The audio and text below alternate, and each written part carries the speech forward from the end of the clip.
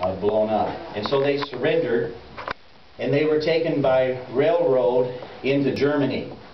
And it took 3 or 4 days and nights on these rail cars to take the prisoners to Germany. They were all enclosed in a rail car, like a cattle car, and they was very much afraid, and the future looked very dim. But they made it through the 3 days and 3 nights without ever getting off the train. They were sent to a concentration camp, and they were there for a number of weeks, few months, and the Germans came and asked for 25 volunteers to go out on a farm and dig potatoes for the German army. And my father, who grew up on a farm, he felt like the conditions would be better on the farm than it was in the camp. So he volunteered, and 24 other men.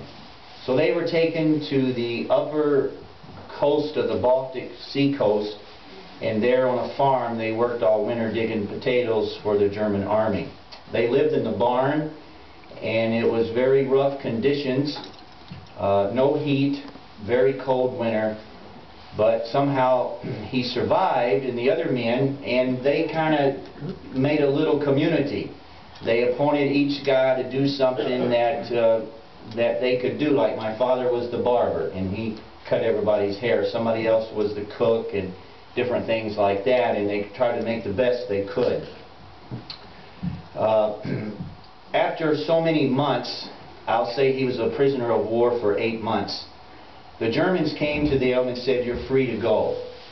And so they didn't know where to go. I mean, there was no allies in sight, but they were told to leave the farm. So they began to march, as they called it, and during the day the German army began to retrieve, and there was still the Russian army, and it was very dangerous for them to be out in the daytime. So they began to hide out in the day, and at night would travel. And my father said one of the greatest days in his life was that they were hid out near a village during the day, and they was always seeing military vehicles and soldiers and these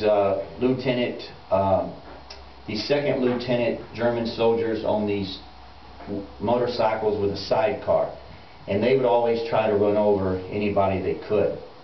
And some of those guys got ran over that was with my father. Well, anyway, they heard tanks coming, and they were all just in suspense, not knowing if it was the Russians, the Allies, the Americans, or whoever it was in these tanks. And they came around the corner, and there was an American flag on the tank. And that was the first time they had seen Americans in quite a long time. And he said it was the best day of his life up to that point. And so they were taken back to France, and they were at a place called Lucky Strike, France, where they all met. They were seen by doctors, they were fed and clothed, and my father had lost 50 pounds. He was a young man in his 20s, he didn't have 50 pounds to lose. And a number of his army buddies helped carry him out of Germany up in the north part into France, and they marched for 500 miles before they found people that could help them. So my father was kind of taken out by his friends. He was so weak. Of course, he came back to America on a big ship. They came into the New York harbor, and they saw the Statue of Liberty, and they all cried.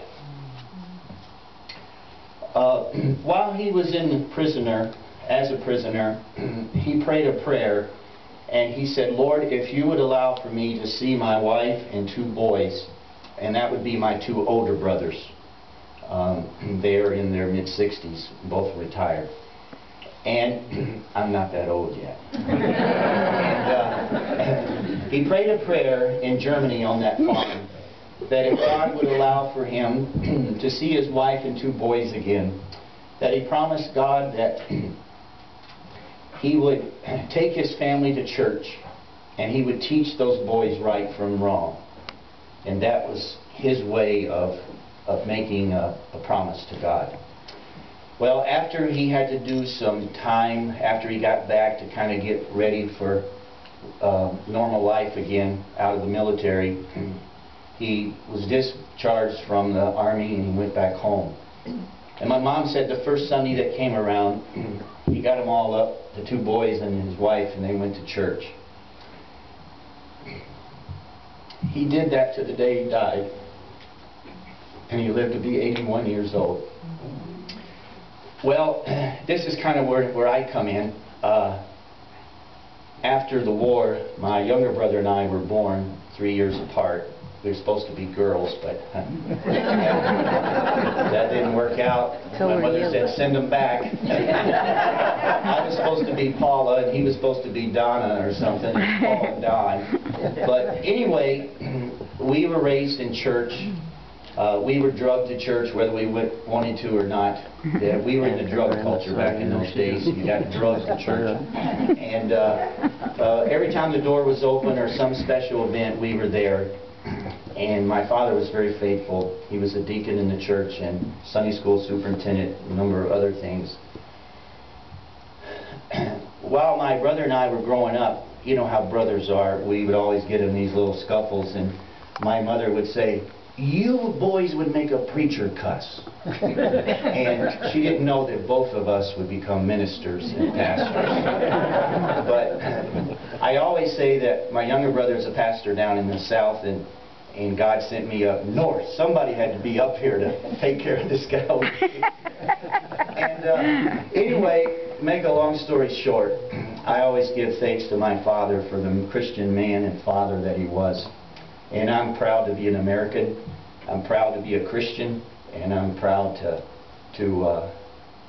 be a part of what's going on tonight. Thank you.